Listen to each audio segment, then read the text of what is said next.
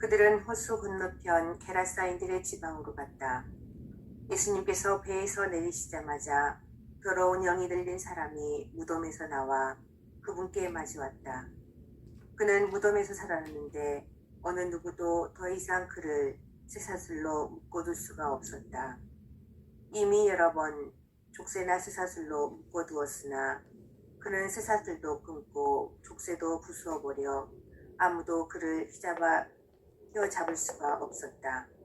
그는 밤낮으로 무덤과 산에서 소리를 지르고 돌로 제 몸을 치곤 하였다.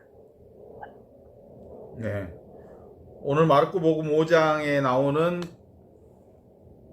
호수 건너편 게라사 지방의 악령을 들린 사람의 비유, 이 비유를 통해서 함께 읽어보아야 할 텐데, 이 악령 들린 사람이, 이 악령 들린 사람을 어떻게 봐야 할까? 그가 악령 들린 사람, 그가 정말로 존재한 말인가? 아니면 이야기 자체가 하나의 상징이요 비유로서의 얘기인가? 라고 하는 질문을 던져볼 수 있겠죠? 그러니까 내가 지금 악령, 귀신으로 존재하고 있듯 그도 그런 귀신의 모양으로 존재하고 있다라고 하는 이 사실을 통해서 들어보면 이 얘기는 거짓으로 만들어낸 얘기가 아니다 라고 하는 거예요. 그러니까 실제로 악령 들린 사람이라고 하는 것은 이 악령을 어떻게 해석할 수 있어야 하냐면 실제로 생각에 빠져 있는 사람, 이게 바로 귀신굴에 들어가 있는 사람이라고 얘기하는 거고, 이 생각 속에 빠져 있는 사람을 악령 들린 사람이라고 하는 모습으로 보면 실제로 이제 실상을 볼 수 있다고 하는 거예요. 모든 현상이 바로 이 실상을 비유하는 거예요. 그러니까 악령 들린 사람이라 이 말은 생각에 빠져 있는 사람이다, 이렇게 보고 우리가 이것을 읽어보면 좋을 것 같아요. 보통 우리가 마귀 들린 사람들 얘기를 가끔 들어보기도 했고, 실제로 마귀 들린 사람을 우리가 옆에서 체험하기도 하고 그러는 경우들이 종종 있었어요. 어떤 사람이 귀신 들린 사람이라 그래가지고 성당에 사람들 데리고 왔어. 막 이상한 말을 중얼거리면서 늙은 돼지 같은 소리로 이상한 말을 막 중얼거리는 사람을 제가 직접 보기도 하고 그랬거든요. 그렇게 보면 막 무섭기도 하고 이상하기도 하고 막 그런 사람들이 있어요. 그런데 그 사람 앞에서 삥 둘러 앉아서 성호를 긋고 기도를 시작하면 나 안 나가 하고 막 소리치는 그 귀신 소리를 듣기도 하고 그러거든요. 그래서 막 헝클어진 머리로 있었던 그 할머니 얘기, 옛날 귀신 들린 사람 얘기를 직접 본 적도 있기도 하고 그러는데, 실제로 우리가 그런 현상은 게라사 지방에 악령 들린 사람의 현상과 유사한 모습들을 우리가 보는 거거든요. 실제로 악령 들렸다는 사람들의 모습을 그렇게 볼 수도 있지만, 현실적으로는 생각에 빠져 있는 모든 사람들은 이 악령 들린 사람과 유사성이 있어. 그러니까 기본적으로 생각의 굴 속에 빠져 있는 사람 역시도 악령의 부류 속에 빠져 있다라고 보면 크게 차이가 나지 않는다, 이렇게 볼 수 있어요. 그래서 모든 것은 지 생각이 만들어낸 거예요.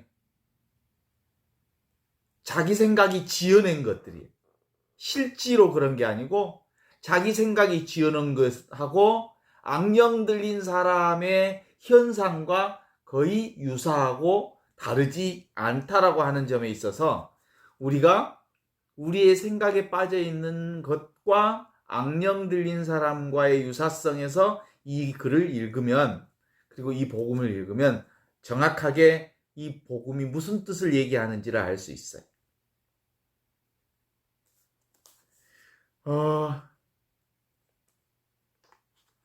우리는 실제로 어디를 살고 있냐면 없는 듯 있는 이 하느님으로 살고 있어. 몸이라고 하는 것은 있는 것 같지만 사실은 없는 거야. 그리고 이 세상도, 눈에 보이는 세상도 있는 것 같지만 없는 거야. 이게 끊임없이 변화되는 과정으로 보면 이 내 몸뚱아리의 변화 과정을 1000배속으로 돌리면 순간적으로 있다 사라지는 신기루와 같은 존재거든. 나라는 존재도. 1000년도 지나간 어제와 같은 그 속도로 나의 삶을 확 돌리면 신기루잖아.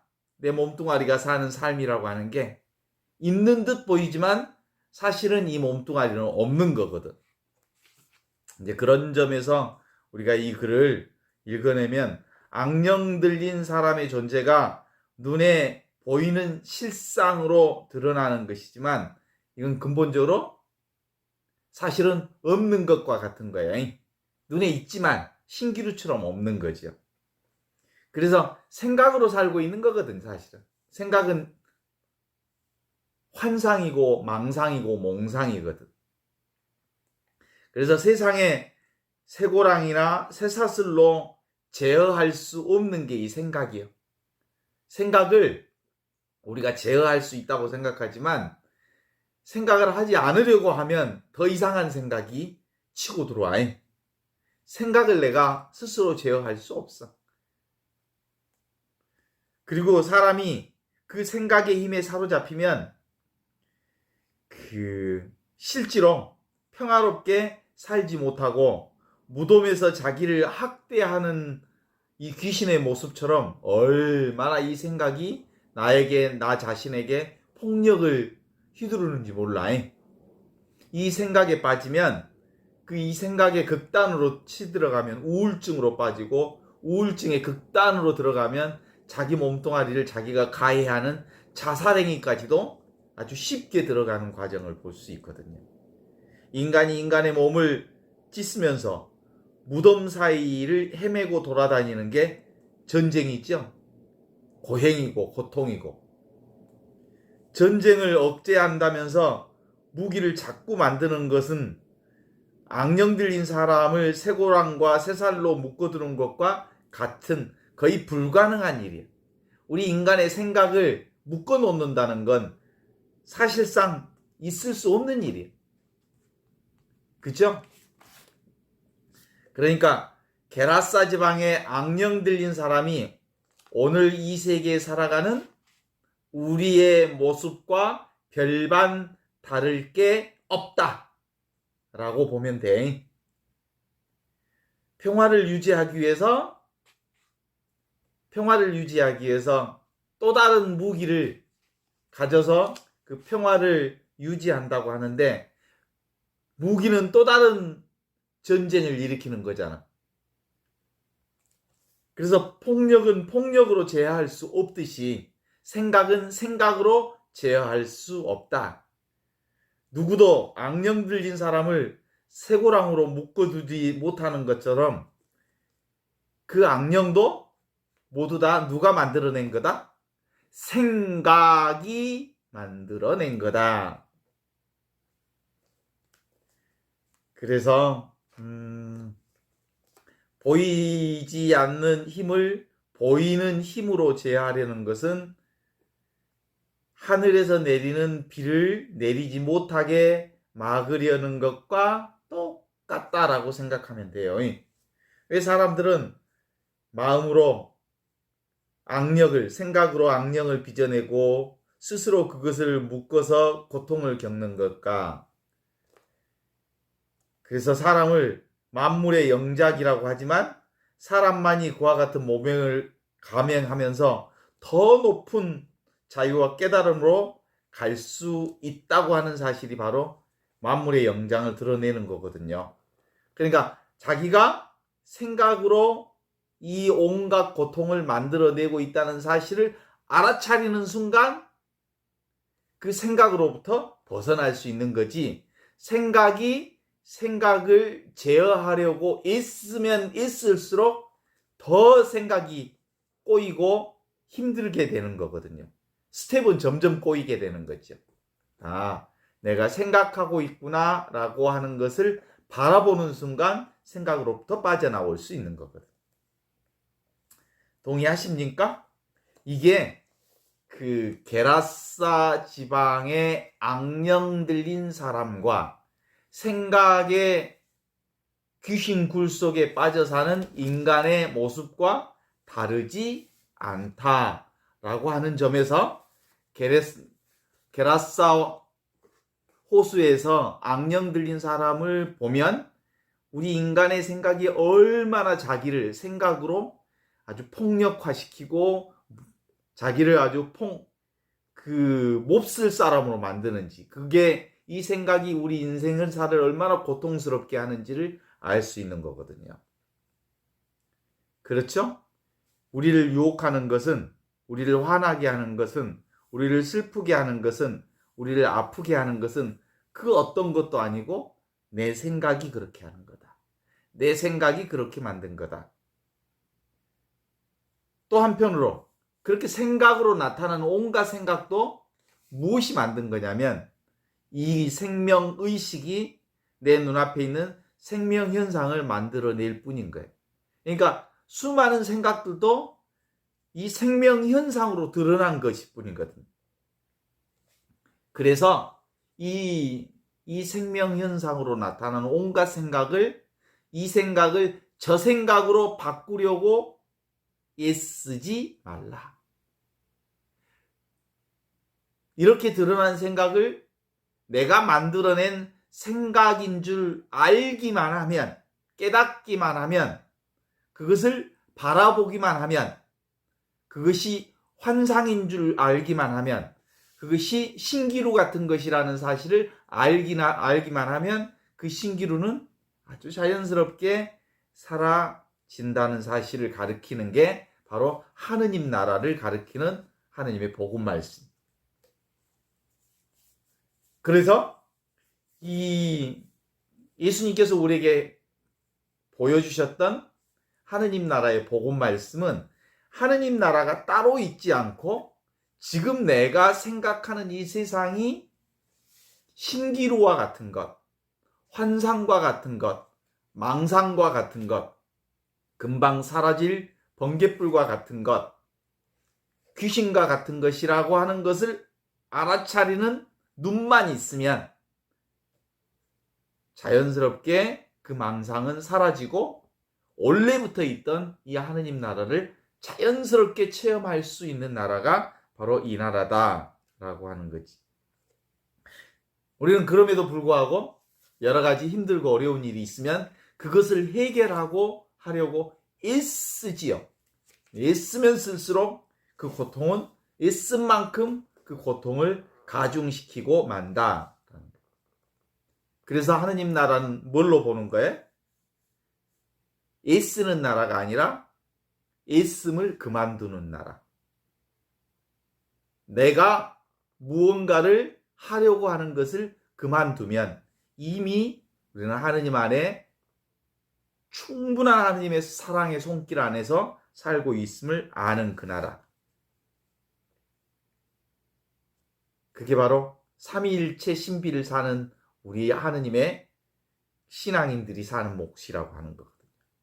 그래서 보는 나와 보는 나, 보는 대상, 그리고 보는 행위, 그것이 따로 있지 않고 온통 하나로 움직이고 있다라고 하는 걸 아는 거거든요. 이게 삼위일체 신비요.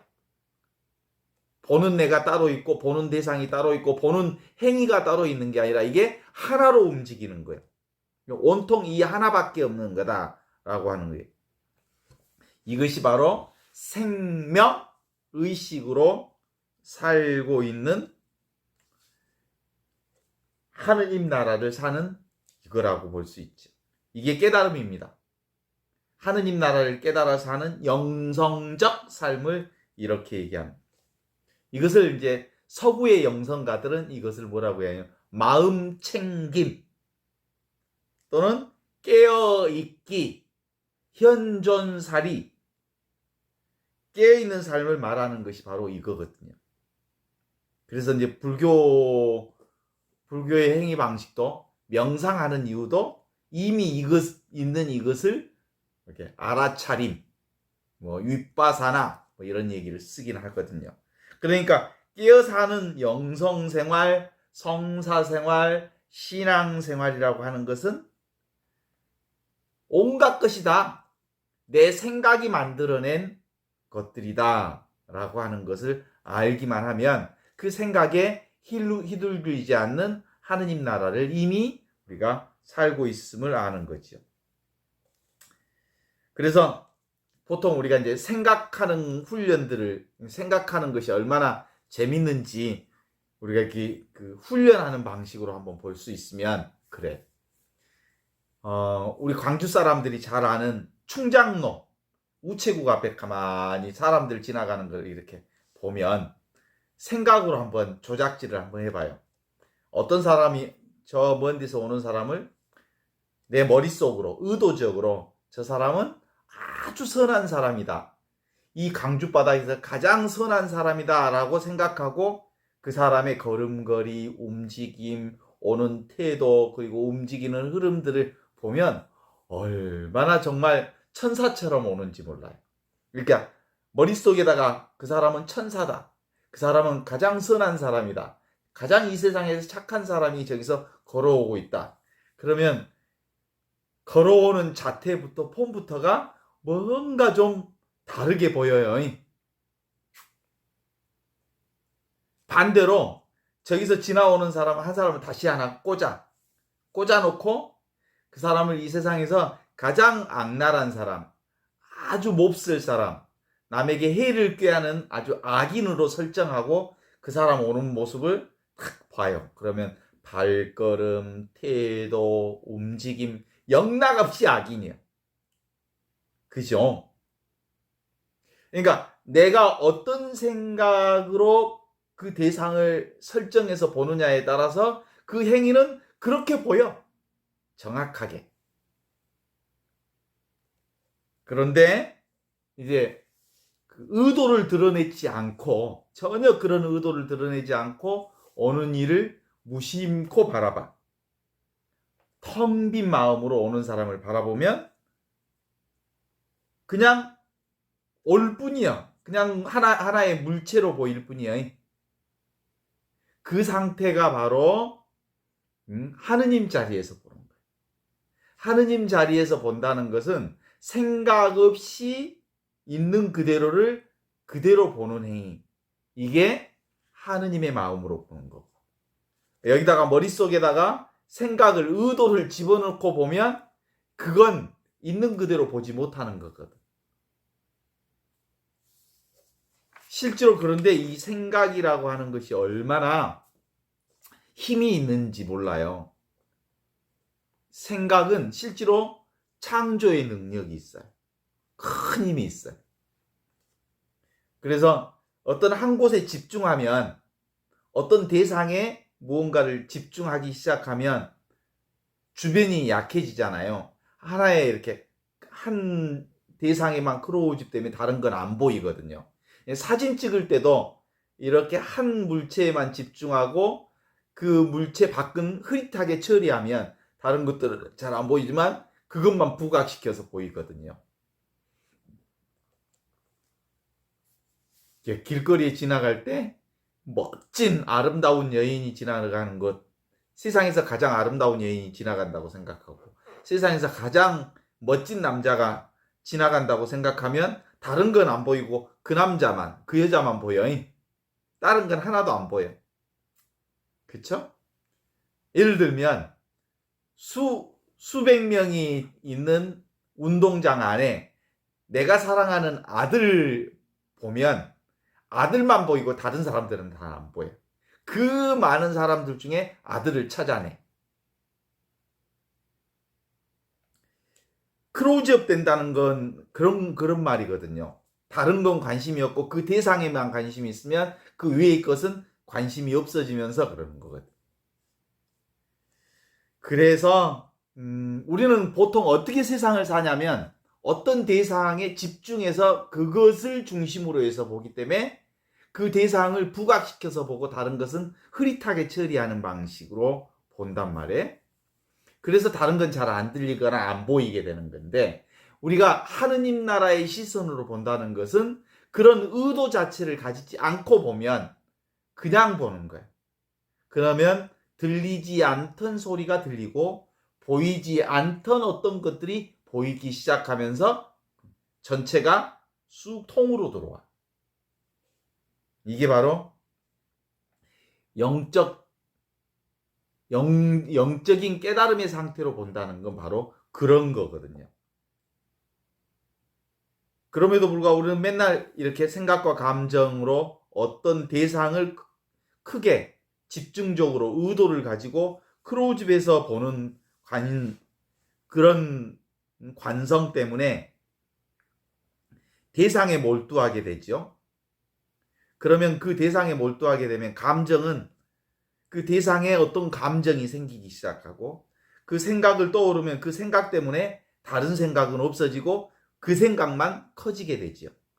감정도 그 감정에 몰두하게 되면 다른 감정은 사라지고 그 감정만 크게 부각되게 되죠. 대부분 우리의 인생사는 그렇게 살아요.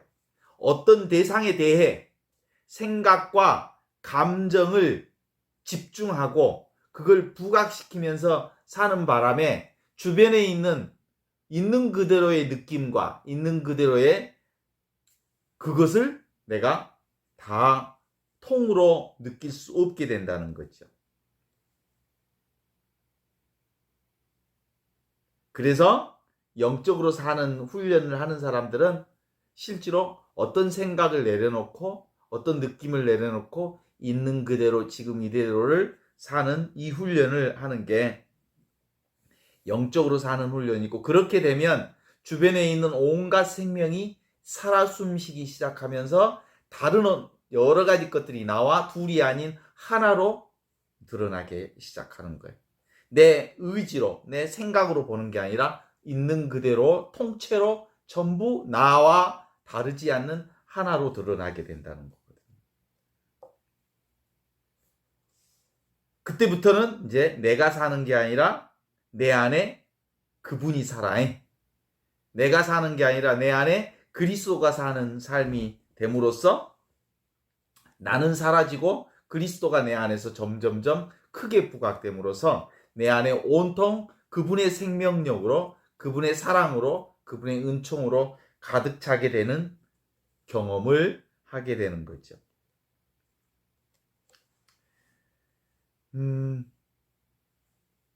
우리가 잠을 자면 어떻게 해요? 생각도 없어지고 감정도 없어지고 몸도 없어지잖아요.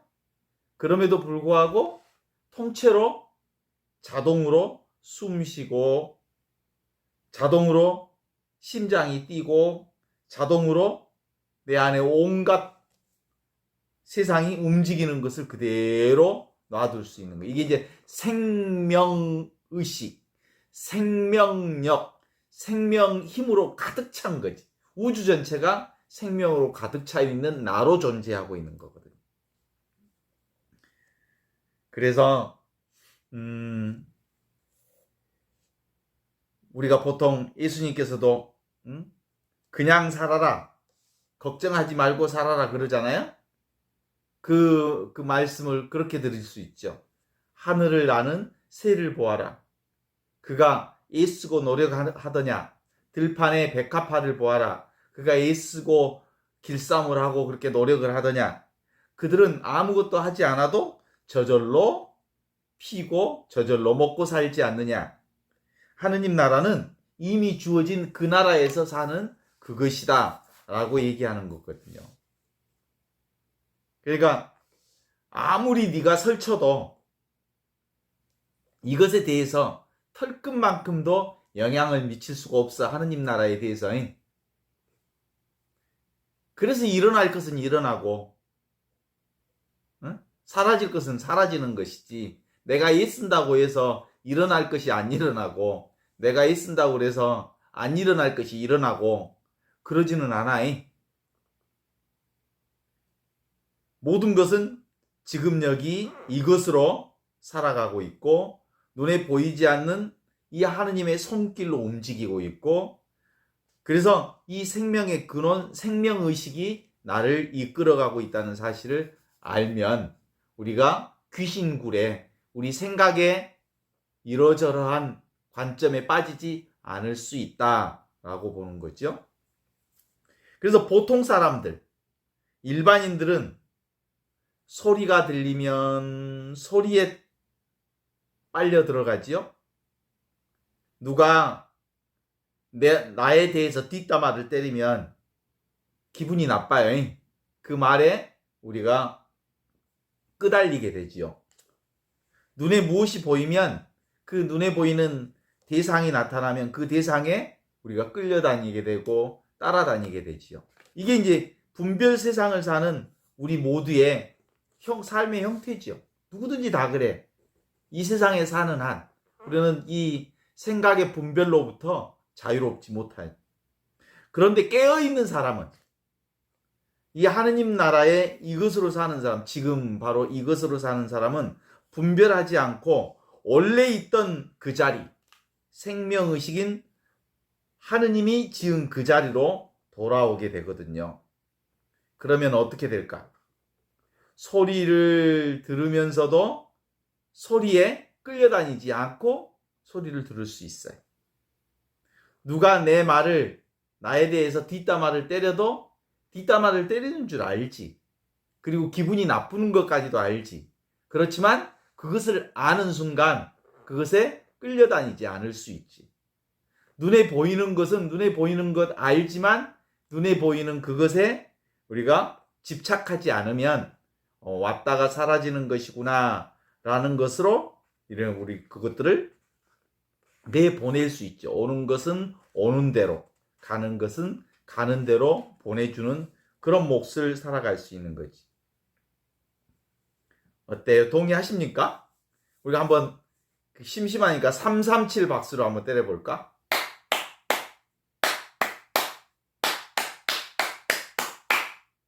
이 소리가 들리잖아?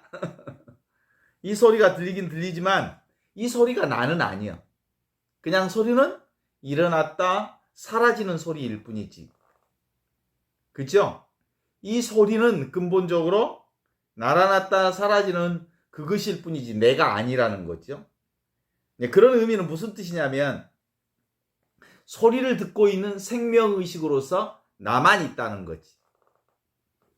그러니까 우리가 이 세상을 살면서 나를 유혹하고 나를 화나게 하고 나를 슬프게 하고 나를 고통스럽게 하는 그것들은 사실은 실제가 아니에요. 일어났다 사라지는 그것일 뿐이고 생명현상일 뿐이고 그것은 순간적으로 일어나는 분별현상이라고 하는 것을 알면 나와 동일시만 하지 않는다면 그 고통에 내가 빠져들지 않을 수 있다는 거거든. 그래서 지금 여기 우리가 알아차리는 이것, 생명의식, 그리고 진리 자리, 하느님 자리, 참나의 자리, 지금 바로 이것이라고 하는 것은 실제로 모든 것이 다 일어나는 자리이지만 다 일어났다 사라지면서도 사라지지 않는 그 자리가 나로서 사니까 예수님 그런 의미에서 수고하고 무거운 짐을 지고 허덕이는 사람들은 다 나에게로 오너라. 내 멍에는 평하고 내 짐은 가볍다. 그러니 내 멍에를 메고 나에게서 쉬어라 라고 얘기하는 예수님만 말하는 그 멍에란 무슨 멍에를 얘기하는 거예요? 지금 여기 이것. 현재 존재하는 이것의 멍에를 메기만 하면 오고 가는 것에 끌려다니지 않으면서 살 수 있다라고 하는 거거든. 그럼에도 불구하고 오늘 게네사의 호숫가에 그 악령 들린 사람처럼 이것을 보지 못하면 끊임없이 이 생각의 악령에 끄달려 다닐 수밖에 없죠. 그래서 나의 마음은 온유하고 겸손하니 내 멍에를 메고 나에게서 배워라. 그러면 너희의 영혼이 안식을 얻을 것이라 하신 이 말씀으로 나를 내려놓음으로써 있는 그대로 지금 여기 이것을 살아라 라고 하는 주님의 말씀으로 우리가 맞아들일 수 있죠. 그러면 우리는 늘 너의 영혼이 안식을 얻을 것이다 라고 하시는 그분의 말씀으로 살아갈 수 있습니다. 그러니까 내 습관, 내 생각, 내 감정, 내 오간이 나를 꽁꽁 묶고는 멍에요. 그런데 예수님이 말씀하시는 멍에는 지금 여기 이것, 눈에 보이는 대상이 아닌 눈에 보이지 않는 그 순수한 자리, 생명의식 자리에 우리가 털커덕 자리매김을 하게 되면 온갖 분별하는 분별 세상들이 이 평등한 하느님의 멍에 안에서 아주 안식을 얻을 수 있다, 이런 얘기를 하는 거거든요.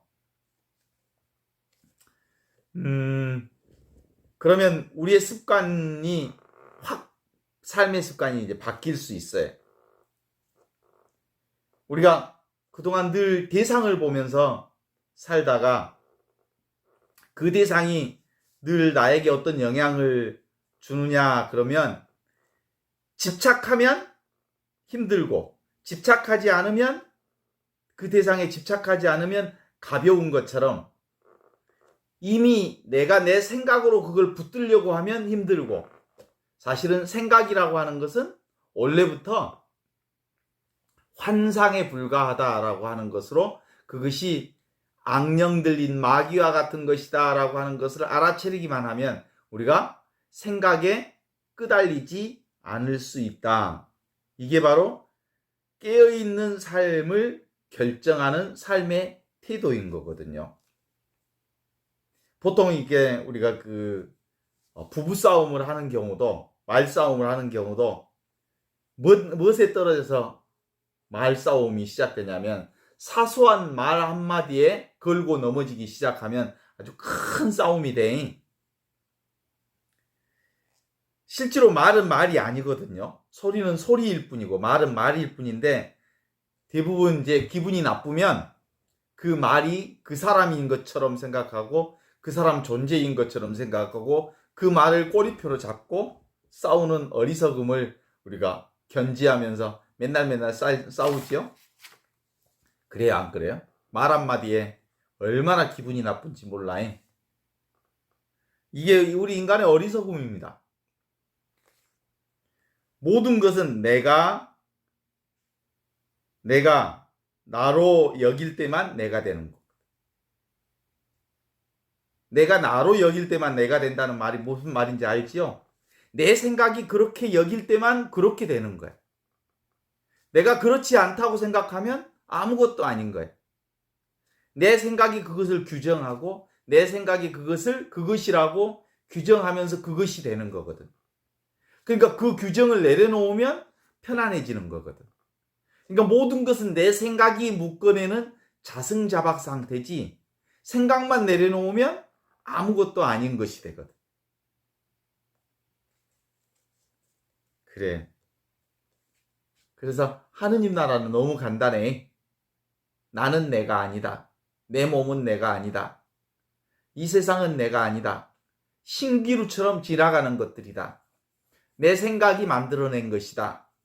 라고 생각하면 아주 자연스럽게 하느님 나라의 천국에서 하느님 나라에서 안식을 누리는 삶을 편안하게 살 수 있는 거거든요. 그래서 이 하느님 나라를 사는 방법은 생각하지만 생각에 빠지지 않을 것.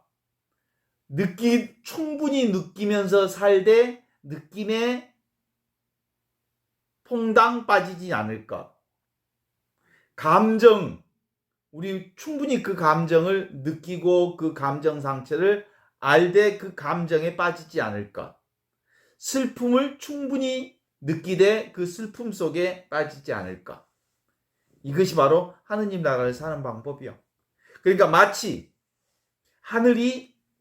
하늘이라고 하는 자기 안에 구름이 일어나지만 구름 속에 하늘이 빠지지 않는 것과 같은 것을 우리가 알면 내가 하늘이거든. 그러니까 하늘 위에 온갖 구름이 온다 해도 우리가 구름 속에 하늘이 빠지질 않아. 구름인 줄 알기만 하면 되는 거거든요.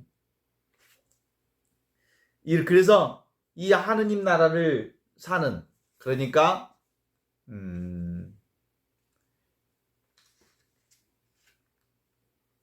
생각의 귀신굴에 빠지지 않는 방법. 자기 생각, 자기 감정, 자기 느낌으로 조작하거나 대치하거나 회피하지 말고 있는 그대로 받아들이면서 사는 것. 이것이 바로 귀신굴에 빠지지 않는 거거든요. 무슨 말이냐 하면 벌판에 태풍이 치고 폭풍이 치면 그 나무들이 태풍을 피하고 폭풍을 피하고 그러나요? 그렇지 않지요? 그냥 폭풍이 때리면 폭풍이 때리는 대로 폭풍을 맞아. 그냥 받아들일 뿐이야. 도망가지 않아. 그냥 있는 그대로 견디어냄으로써 그 나무들이 언젠가 거목이 되어가. 어떤 고통도, 내게 닥치는 어떤 고통도, 힘든 것도 이 또한 지나가리라 하는 것도 사실은 회피하는 것과 같아. 내가 어떤 그 통증이 아플 때 조금만 기다리면 이 통증도 기다려 지나가리라 라고 하는 건 실제로 이 통증이 너무 싫어서 밀어보내려고 참는 거지. 그런데 그런 방식도 사실은 하느님 나라를 사는 방식은 아니에요. 통증이 있으면 통증이 있는 그대로를 100% 내가 수용하고 받아들이고 느끼고 그냥 느끼는 거예요. 어려운 일이 있으면 있는 그대로 수용하는 일. 무엇이든 내게 와라.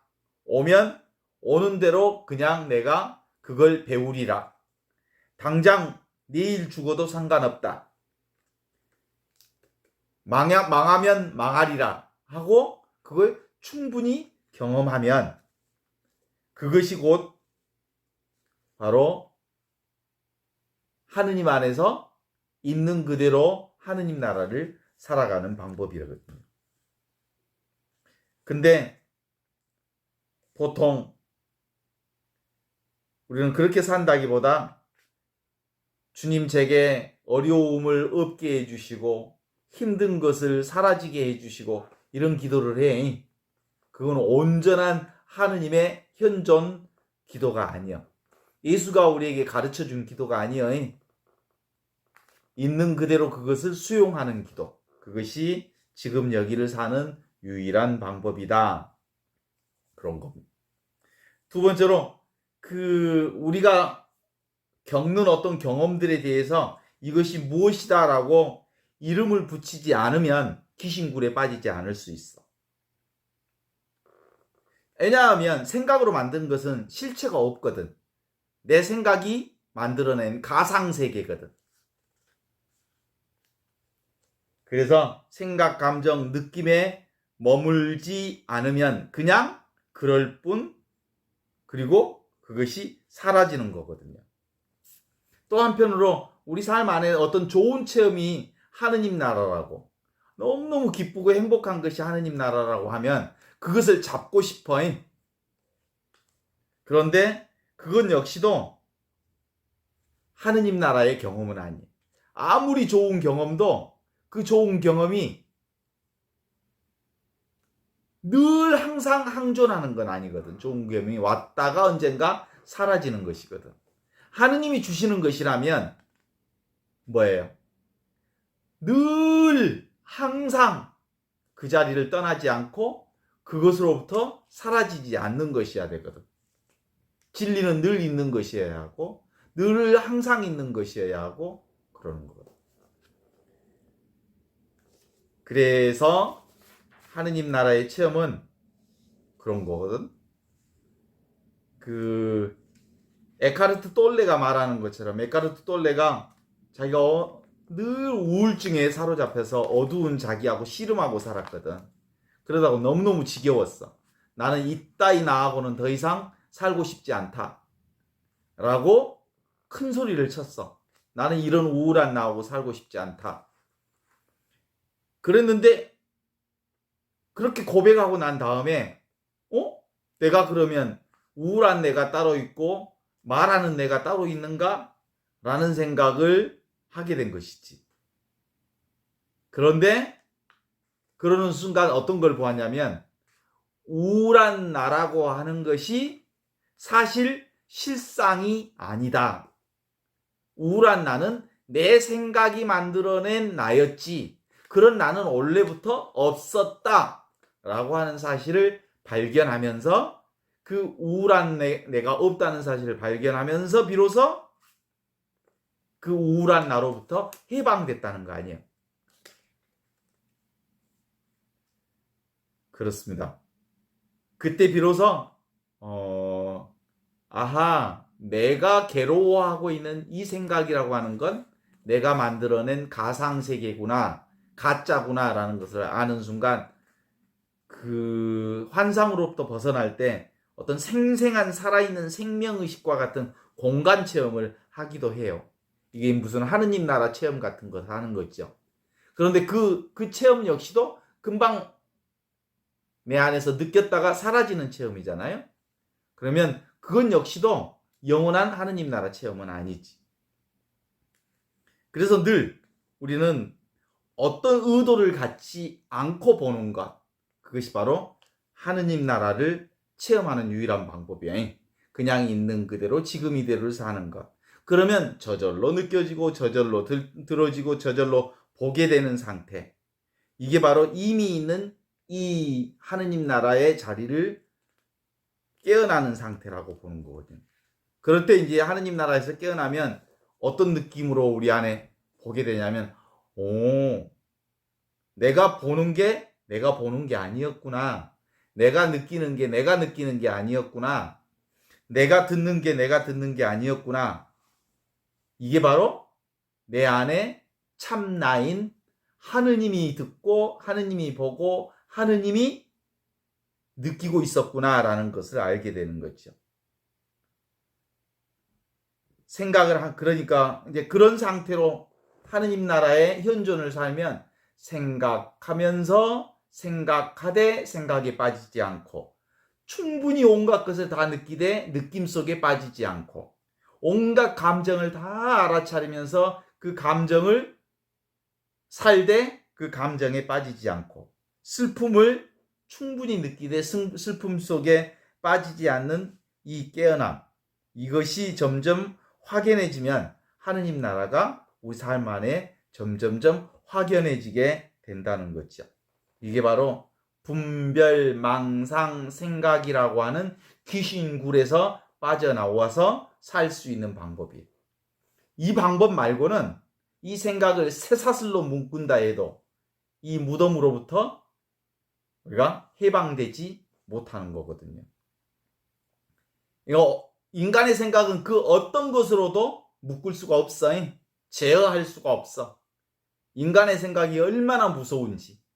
그래서 이 인간의 생각을 제어하는 유일한 방법은 생각은 망상이다.